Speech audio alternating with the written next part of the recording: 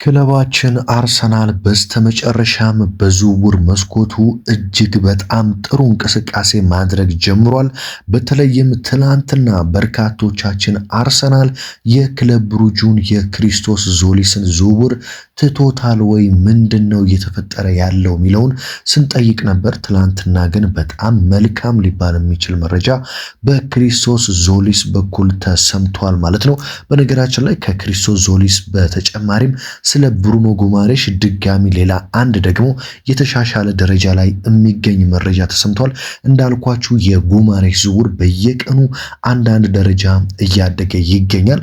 ስለ ብሩኖ ጉማሬሽም የምናነሳው ነገር ይኖራል። በሌላ በኩል የአርሰናል የቅርብ የመረጃ ምንጮች አርሰናል በዚህ ክረምት ቅድሚያ ሰጥቷቸው ለማስፈረም የሚሰራቸውን 4 ተጫዋቾችን ይፋ አድርጓል። የአንዱ ተጫዋች ኦሬዲ ተሳክቷል። አሁን የሚቀረው የሶስቱ ተጫዋቾች ነው። ስለነሱም እናነሳለን። እነዚህንና ሌሎች መሰል ክለባችን አርሰናል የተመለከቱ መረጃዎችን እንደተለመደው በአማረ መልኩ ወደ እናንተ አቀርባለሁ። ከእናንተ የሚጠበቀው ሰብስክራይብ ማድረግ ነው። በተለይ የአርሰናል ደጋፊ ከሆናችሁ ሰብስክራይብ አድርጎ ተቀላቀሉ። በየቀኑ የመድፉ የክለባችንን መረጃዎች ማግኘት ትችላላችሁ ማለት ነው። በቀጥታ ወደ መረጃዎቹ ወስዳለሁ። ከእናንተ የምፈልገው አንድ ነገር ብቻ ነው። ቪዲዮን ላይክ አድርጋችሁ እንድትጀምሩ ነው። ምክንያቱም እናንተ ላይክ ስታደርጉልኝ የራሱ ዩቲዩብ ለበርካቶች እንዲደርስ ስለሚያደርገው ላይክ በማድረግ እንድትጀምሩ በአክብሮት እየጋበዝኩ በቀጥታ ወደ መረጃዎቹ ነው የምወስዳችሁ። እንግዲህ መረጃዎችን የሚጀምረው በተለይ ወደ ክሪስቶስ ዞሊስ መረጃ ከማለፌ በፊት ስለ ብሩኖ ጉማሬሽ የተሰማውን ትንሽ ያደገ መረጃ ከትላንትና ከትላንት ወዲያ ከነበሩት መረጃዎች ያደገውን መረጃ ወደ እናንተ አቀርባለሁ። በጣም ኮሜንቶችን እንግዲህ ያነበብኩ ነበር ትላንትናና አንዳንድ ኮሜንቶች እንግዲህ እንዴት የብሩኖ ጉማሬሽ መረጃ ሰበር ተብሎ ይጋራል በሚል በጣም አስቂኝ አስተያየት ስትጽፉ ተመልክቻለሁ። ሁላችሁንም አይደለም። የብሩኖ ጉማሬሽን ዝውውር እንግዲህ እኔ ሳልሆን ታላቅ የሚባሉት በዓለማችን ላይ ታማኝና በጣም ትልቅ የዝውውር የመረጃ ምንጮች የሚባሉት እነ ፋብሪዚዮ ሮማኖ፣ እነ ዴቪድ ኦርንስቲን፣ እነ ቤን ጃኮብስ፣ ስካይ ስፖርትስ፣ ዘ አትሌቲክስ ራሱ ማለት ነው። ሌሎችም በቃ ትልልቅ የሚባሉ የአርሰናል ደግሞ ቀኝ እጅ የሆኑት ሃንድ ኦፍ አርሰናል፣ ናው አርሰናል፣ ገነር ብሎግ የሚባሉት የክለባችን ቀኝ እጅ የሆኑ የመረጃ ምንጮች ጅምር ሰበር ብለው ብሬኪንግ ብለው ያጋሩትን መረጃ ነው ወደ እናንተ ያደረስኩት። እና እንደዚህ አይነት አስተያየት የምትጽፉ በተለይ ኔጌቲቭ አስተያየት የምትጽፉ ሰዎች ለእናንተ እንግዲህ ይህ ቻናል የአርሰናል ደጋፊዎች ቻናል ጆሮ ስለሌለው እባካችሁ አትድከሙ ለማለት ነው። እዚህ የተሰበሰብነው የአርሰናል ታማኝ ደጋፊዎች በየቀኑ የክለባችንን ሁነኛ መረጃዎች ማዳመጥና መከታተል የምንፈልግ ስለሆንን ያንን የምትፈልጉ ሰዎች ብቻ መከታተላችሁን ቀጥሉ ለማለት እወዳለሁ። እንግዲህ በቀጥታ ወደ መረጃዎቹ ልውሰዳችሁ። እንግዲህ ብሩኖ ጉማሬሽ በተለይ ትላንትና በሰራውላችሁ ዘገባ ለኒውካስትሎች አርሰናልን መቀላቀል እፈልጋለሁ ብሎ ካሳወቀ በኋላ አሁን ደግሞ አርሰናልና ብሩኖ ጉማሬሽ የ5 ዓመት ኮንትራት ለመፈራረም በግል ማለት ነው ከብሩኖ ጉማሬሽ ጋር ሙሉ በሙሉ ከስምምነት ተደርሷል።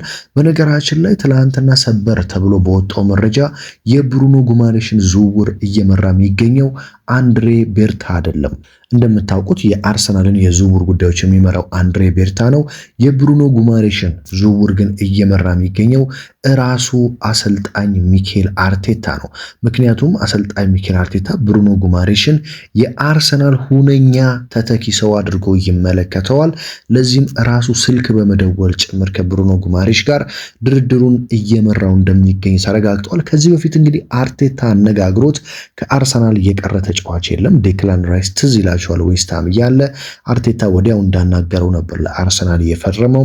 ማርቲን ዙቤሜንዲ ትዝ ይላችኋል፣ ሊቨርፑልን ለመቀላቀል ከጫፍ ደርሶ አሰልጣኝ ሚኬል አርቴታ ደውሎ ነው ሐሳቡን እንዲቀይርና ወደ አርሰናል እንዲመጣ ያደረገው። የቪክተር ዮኮሬሽ ዝውውር ትዝ ይላችኋል፣ አርሰናልን ካልተቀላቀልኩ በሚል ጸብ ጭምር ከስፖርቲንግ ሊዝበን ጋር እንዲያስነሳ ያደረገው አርቴታን ካነጋገረ በኋላ እንደሆነ ይታወቃል። ኢብሪቼዜ በርካታ ዝውውሮችን መመልከት ይቻላል። ስለዚህ ብሩኖ ጉማሬሽ ከአርቴታ ጋር ከተነጋገረ በኋላ ሻምፒዮኖቹ አርሰናልን ለመቀላቀል በጣም ቸኩሏል። አሰልጣኝ ሱፐር ማይክ አርቴታም እንግዲህ ይህንን ዝውውር በፍጥነት ይጨርሰዋል የሚል እምነት አለ። እንግዲህ ክለባችን አርሰናል በጣም ደስ በሚል ሁኔታ በተለይ በረኛውን ካስፈረመን በኋላ ጥሩ የሚባል እንቅስቃሴም እያደረገ ይገኛል ማለት ነው። በነገራችን ላይ ትላንትና የግብ ጠባቂው ከሌድስ ዩናይትድ ያስፈረም ነው ኤሊያን ማስሊየር ማለት ነው ለአርሰናል በይፋ ፊርማ አኑሮ ከአንድሬ ቤርታ ጋር ፎቶ ተነስቶ ፊርማውን አኑሯል እና ከፊርማውን ካኖረ በኋላ ለአርሰናል እስከምጫወት ድረስ መጠበቅ አልቻልኩም። በጣም ጓጉቻለሁ። ሻምፒዮኖቹ አርሰናሎችን መቀላቀል ለኔ ክብር ነው። አርሰናል በፕሪሚየር ሊጉ ገናናና ኃያል ክለብ ነው። በርካታ ዋንጫዎችን ከዚህ በላይ ማሳካት አለበት። ቡድኑን ለመርዳት ያለኝን ሁሉ ለመስጠት በጣም ጓጉች ያለው ሲል ከሊድስ ዩናይትድ ያመጣ ነው ኤላን ማስሊየር የተባለው ግብ ጠባቂን ተናግሯል ማለት ነው። እንግዲህ ወደ ክሪስቶስ ዞሊስ ዝውውር ደግሞ በቀጥታ ልውሰዳችሁ።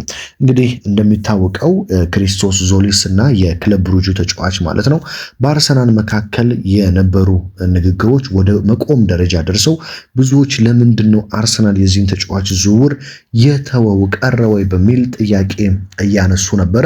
ነገር ግን ትላንትና ምሽት በጣም ደስ የሚለው መረጃ ሁሉም ታማኝ የሚባሉ የመረጃ ምንጮች እንዳጋሩት ከሆነ አርሰናል ሊያንድሮ ትሮሳርድ ክለባችን መልቀቁ እውነት እየሆነ መምጣቱን ተከትሎ በተለይ ቤሽክታሽ ያቀረበው ሂሳብ ለአርሰናል በጣም ተስማሚ ከሆነ በኋላና አርሰናልም የክለብ ለክለብ ቤሽክታሽና አርሰናል መካከል ሙሉ በሙሉ ከስምምነት ከተደረሰ በኋላ ትሮሳርድ እና ቤሽክታሽ መካከል ብቻ ነው ትንሽ ንግግር የሚቀረው፣ እሱም ወደ መጠናቀቁ ደርሷል። ስለዚህ ሊያንድሮ ትሮሳርድ ቀጣይ ዓመት ወደ ቱርክ መሄዱ አይቀርም። ይህንን ተከትሎ በግራ መስመሩ ማጥቃት ላይ አርቴታ አማራጭ ይፈልጋል። ለዚህም ዋነኛ ተደርጎ እየተወሰደ ያለው ይሄ ክሪስቶስ ዞሊስ ነው። ስለዚህ በ38 ሚሊዮን ዩሮ ወይም ደግሞ 35 ሚሊዮን ፓውንድ አካባቢ ለክለብ ብሩጅ አርሰናል በማቅረብ በቀጣዮቹ ቀናት ዝውውሩን ለመጨረስ ከጫፍ እንደደረሰም ተረጋግጧል ማለት ነው። ሂር ዊ ጎ የሚለውንም ድምፅ በቅርቡ እንደምንሰማ ተረጋግጧል። በነገራችን ላይ እዚህ ጋር ብዙዎቻችሁ ግራ ትጋባላችሁ። ሞርጋን ሮጀርስ እና ክሪስቶስ ዞሊስ ለምንድን ነው ዞሊስ ከመጣ ሮጀርስ ሊቀር ነው ወይስ ሮጀርስ ከመጣ ዞሊስ ይቀራሉ የሚል ጥያቄ በተደጋጋሚ ይደርሰኛል። ነገር ግን የክሪስቶስ ዞሊስ እና የሞርጋን ሮጀርስ ዝውውር ፍጹም የማይገናኙ ዝውውሮች ናቸው። ምን ማለት መሰላችሁ? የኖኒ ማዱኬን እና የሳካን ዝውውር ወይም ደግሞ ቦታ ወሰዱት። ቡካዮ ሳካ አለ። ከዛም በኋላ ቡካዮ ሳካ በማይኖርባቸው ጨዋታዎች ማን አለ? ኖኒ ማዱኬ አለ ማለት ነው። ስለዚህ ሞርጋን ሮጀርስ ሲመጣ ሞርጋን ሮጀርስን በብዛት አርቴታ በግራ ክንፍ ላይ ይጠቀመዋል። ያው 10 ቁጥርም ላይ መጫወት ይችላል። በአንዳንድ ጨዋታዎች ላይ 10 ቁጥር ላይ ይጠቀመዋል ተብሎ ይጠበቃል። ሞርጋን ሮጀርስ ከመጣ ታዲያ በግራ ክንፍ ላይ ሲጠቀመው ዋነኛ ተጫዋቻችን የሚሆነው የግራ ክንፍ ሞርጋን ሮጀርስ ነው ማለት ነው።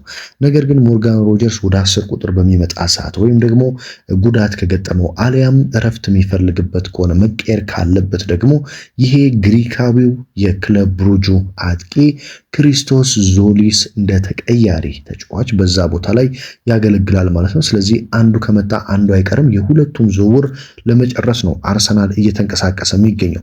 እንግዲህ አርሰናል በዚህ ክረምት ለአራት ዝውውሮች ቅድሚያ ሰጥቶ ነው የሚንቀሳቀሰው። አንደኛው ተሳክቷል። አንደኛው ምንድነው? ግብ ጠባቂ ነበር አርሰናል የሚፈልገው። ምክንያቱም ኬፓ አርሰናልን መልቀቅ ይፈልጋል። መልቀቅ የሚፈልግበት ምክንያት በቋሚነት የሚጫወትበት ቦታ መሄድ ይፈልጋል። በአርሰናል ቤት በተቀያሪ ወንበር ላይ መቀመጡ አልተመቸውም። ስለዚህ አርሰናል ለተቀያሪ ወንበር የሚሆን ግብ ጠባቂ ይፈልግ ነበር። ስለዚህ የሊድስ ዩናይትድ ግብ ጠባቂ የነበረውን ኤላን ማስሊየርን አስፈርሟል። አንድ በሉ። በሁለተኛ ደረጃ አርሰናል ማስፈረም የሚፈልገው ተጫዋች ክሪስቶስ ዞሊስ ነው። በአርሰናል የስም ዝርዝር ውስጥ የተቀመጠው በግራ ክንፍ ላይ ያለው ተጫዋች ክሪስቶስ ዞሊስ ነው። ከሁለተኛው ተጫዋች ማለት ነው። በመቀጠል ሌላኛው ተጫዋች ሞርጋን ሮጀርስ ነው። ሞርጋን ሮጀርስ ደግሞ ያው በቅደም ተከተል አይደለም እየነገርኳችሁ ያለው፣ በቅደም ተከተል ወይም ደግሞ በፕራዮሪቲ ደረጃ ከሄድን ሞርጋን ሮጀርስ ከሁሉም በላይ እንዲመጣ የሚፈለገው ተጫዋች ነው። ስለዚህ የሞርጋን ሮጀርስ ዝውውር ሶስተኛው ዝውውር ነው። ሞርጋን ሮጀርስ በተለይ በ10 ቁጥርም በግራ ክንፍም ላይ ለአርሰናል ዋነኛ ግብ ነው። አራተኛና በዚህ ክረምት እንዲቀር ከማይፈለጉ ዝውውሮች በአርሰናል ቤት ውስጥ የቡርኖ ጉማሬሽ ዝውውር ነው። ቡርኖ ጉማሬሽ እንግዲህ በአርቴታ በጥብቅ ይፈልጋል። ስለዚህ እነዚህ ዝውውሮች በአርሰናል በጥብቅ ይፈልጋሉ።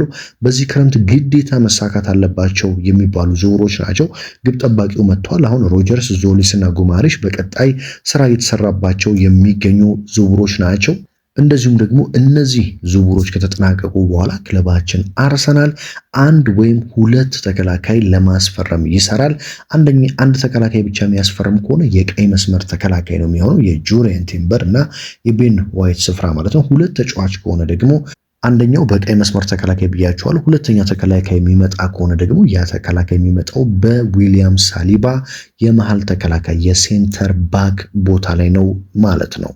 በተለይ በርካቶቻችሁ እንዴት ነው የሁሉ ተጫዋች በእነዚህ ቀናት የምናመጣው እያላችሁ ነው። ነገር ግን የዝውውር መስኮቱ ሊዘጋ ከመሰላችሁ በጣም ገና ነው። ቢያንስ ወደ 58 57 ቀናቶች ይቀሩታል። ወደ 2 ወር ገደማ ይቀሩታል። በጣም ብዙ ቀናቶች ናቸው። ስለዚህ አርሰናል በእነዚህ ቀናት ይህንን ሁሉ ተጫዋቾች ጥሩነቱ ደግሞ አንድሬ ቤርታ ምንድነው ገና የዝውውር መስኮቱ ከመከፈቱ በፊት ከተጫዋቾቹ ጋር በደንብ ተነጋግሮ ጥሩ ቦታ አስይዟቸዋል። ለምሳሌ የክሪስቶስ ዞሊስ ዝውውር ጥሩ ቦታ ላይ ነው የሚገኘው። አርሰናል የሚጠበቅበት ለክለብ ብሩጅ ሄዶ ይኸው ገንዘቡን ብሎ ማቅረብ ብቻ ነው።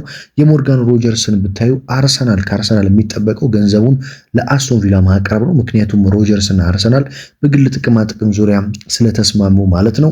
የሮጀርስ ዝውውር ትንሽ ውስብስብ የሚለው ምንድነው አስቶን ቪላዎች በጣም ብዙ ብር ስለሚጠይቁ ነው ማለት ነው። እስከ 130 ድረስ እየጠየቁ ስለሆነ እንጂ በግል ጥቅም ዙሪያ ሙሉ በሙሉ ከስምምነት ስለደረሰን የቡድን ለቡድን በአስቶን ቪላና በአርሰናል መካከል የተወሰኑ ንግግሮች ከተደረጉ ሂሳቡ ወደ መቀራረብ ከመጣ አርሰናል ዝውውሩን በፍጥነት ይጨርሰዋል።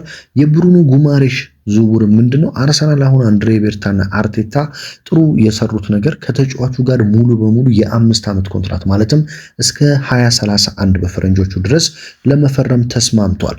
ተጫዋቹ ጋር ያለው ነገር ምንድነው? ኒውካስትል ዩናይትዶችን ማስቀየም አይፈልግም። ልክ ቪክቶር ዮኬሬሽ ስፖርቲንግ ሊዝበን ጋር ልምምድ አልሰራም በሚል ጸብ ውስጥ ገብቶ ከቡድኑ ጋር ነው ለቆ የመጣው። ብሩኖ ጉማሬሽ ግን እንደዚህ አይነት ነገር ውስጥ መግባት አይፈልግም። ለኒውካስትሎች እባካችሁ የኒውካስትል ጊዜ ያበቃ ይመስለኛል፣ አርሰናልን መቀላቀል እፈልጋለሁ፣ በአርቴታ ስር መጫወት እፈልጋለሁ፣ ልቀቁኝ በሚል በግልጽ በጥሩ መልኩ ጥያቄውን አቅርቧል። ልክ እንደ ዮኬሬሽ እንደ አሌክዛንደር አይዛክ ከኒውካስትል ወደ ሊቨርፑል በሚሄድ ሰዓት እንዳደረገው ግን በግድ ካለቀቃችሁኝ ሲል ጫና አያሳድርም ማለት ነው ኒውካስትል ላይ። ምክንያቱም ከኒውካስትል ጋር ያለው ግንኙነት በጣም ጥሩ ስለሆነ ብሩኖ ጉማሬሽ ሁሉንም ለኒውካስትሎች ትቶላቸዋል። እነሱ እንደፈለጉ እንዲመሩት ዝውውሩን ማለት ነው። የራሱን ፍቃድ በጥሩ መልኩ ካቀረበላቸው በኋላ የእነሱን ደግሞ ውሳኔ እየጠበቀ ነው የሚገኘው ማለት ነው። ስለዚህ እነዚህን ጉዳዮች ስንመለከት የባርኮላ ጉዳይ በስተመጨረሻም እየቀረ የመጣ ጉዳይ ይመስላል። በተለይ ብራድሊ ባርኮላ ራሳቸው ፓሪስ ሰን ጀርሜኖች በዛው ለማቆየት በፓሪስ ለማቆየት በፈረንሳይ ለማቆየት እያሰቡ ይገኛሉ። በተለይ በዓለም ዋንጫው ያሳየው ድንቅ ብቃትን ተከትሎ እንደ ተቀያሪ ተጫዋች ቢሆንም በዛው እንዲቆይ እያሰቡ ነው የሚገኘው። አርሰናል ደግሞ ለሮጀርስ እስከ 100 ሚሊዮን ፓውንድ አውጥቶ ለብሩኖ ጉማሬሽ 80 እና 75 ወይም እስከ 90 ሚሊዮን ፓውንድ አውጥቶ ለክሪስቶስ ዞሊስ 35 ሚሊዮን ፓውንድ አውጥቶ ለዚህ ተጫዋች ለባርኮላ ደግሞ ሌላ 100 ሚሊዮን ፓውንድ ያወጣል ተብሎ አይጠበቅም። በእርግጥ እንደ አርሰናል የቀረበ የመረጃ ምንጮች ከሆነ አርሰናል በዚህ የክረምት የዝውውር መስኮት በአርሰናል ቤት የወጣውን ሪከርድ ይሰብራል ተብሎ ነው የሚጠበቀው። ለአንድ ተጫዋች በሚወጣ ሂሳብም አርሰናል ሪከርዱን ይሰብራል ተብሎ ይጠበቃል፣ የራሱን ሪከርድ። እንደዚሁም ደግሞ በአጠቃላይ በአንድ የክረምት የዝውውር መስኮት ያወጣውንም ሂሳብ በዚህ የክረምት የዝውውር መስኮት ምናልባትም ሊሰብረው እንደሚችል መረጃዎች ያሳያሉ። ምክንያቱም የመረጣቸው ተጫዋቾች ውድ ተጫዋቾች ናቸው። ብሩኖ ጉማሬሽ እና ሮጀርስ ብቻ እስከ 200 ሚሊዮን ፓውንድ የሚጠጋ ብር ነው የሚያወጣባቸው። ስለዚህ ተከላካዮችን እንደዚሁም ደግሞ ሌሎች ተጫዋቾችን የሚያመጣ ከሆነ ደግሞ ምናልባትም በጣም ከፍተኛ ሂሳብ በማውጣት አርሰናል የራሱንም ሪከርድ ጭምር ሊሰብር የሚችልበት የክረምት የዝውውር መስኮት ሊሆን ይችላል ማለት ነው። እንግዲህ ዛሬ የተሰሙ ወሳኝ የዝውውር መረጃዎች ይህንን ይመስላሉ። ስለ ብሩኖ ጉማሬሽ፣ ስለ ክሪስቶስ ዞሊስ እንደዚሁም አዲሱ ግብ ጠባቂያችን ኤላን ሜስሌር ስለ ክለባችን አርሰናል ያደረገው ወሳኝ ንግግር እና ክለባችን የተመለከቱት አዲስ የዝውውር መረጃዎች እነዚህ ናቸው። እንግዲህ የአርሰናል መረጃዎች በየቀኑ አዳዲስ መረጃዎች ነው የሚወጡት። እኔም እነዚህን አዳዲስ መረጃዎች በሙሉ ወደ እናንተ ለአርሰናል ደጋፊዎች ማድመጥ ስላለባችሁ እያደረስኩ እገኛለሁ። የእናንተን ሐሳብና አስተያየት ኮሜንት ላይ እንድታስቀምጡልኝ እፈልጋለሁ። ሁልጊዜ እንደነገርኳችሁ ኮሜንታችሁን አነባለሁ። በየቀኑም ስመጣ ለዛ ነው የእናንተን ጥያቄ እየመለስኩ የምገኘው። ለምሳሌ ትላንትና ላይ ስለ ዞሊስ ምነው ዝም ተባለ የሚል ጥያቄ ነበር። ሮጀርስ ከመጣ ዞሊስ ይቀራል ወይ፣ ዞሊስ ከመጣ ሮጀርስ ይቀራል የሚል ጥያቄ ነበር። እነሱንም በደንብ መልሻለሁ ብዬ አስባለሁ። ስለዚህ ጥያቄም ሊሆን ይችላል ሐሳብ ኮመንት ላይ አስቀምጡልኝ። በቀጣይ ቪዲዮ ስመጣ ለነሱ መልስ እምሰጥ ይሆናል ማለት ነው። ሀገር ውስጥ ከባህር ማዶ በመሆን በየቀኑ እኔን በማበረታታት ከዜሮ ጀምረን ይህንን ቻናል አሁን ከ33 ሺህ በላይ ተከታዮችን እስከ ማፍራት እስክንደርስ ድረስ ከጎን የሆናችሁትን በሙሉ ከልብ ላመሰግናችሁ እወዳለሁ። አሁንም ይህንን ቻናል ያልተቀላቀላችሁ ሰብስክራይብ በማድረግ ቤተሰብ በመሆን በየቀኑ የክለባችን አርሰናልን የዝውውር መረጃዎች ፕሪሚየር ሊጉ ሲጀመርም በየጨዋታው የጨዋታ ትንታኔ ውጤቶችን ወደ እናንተ ስለማድረስ ቤተሰብ መሆን አትርሱ። በሌላ ጥንክር በሌላ ወሳኝ መረጃ ደግሞ እስከምንገናኝ ድረስ በያላችሁበት ሰላም ተመኘሁላችሁ።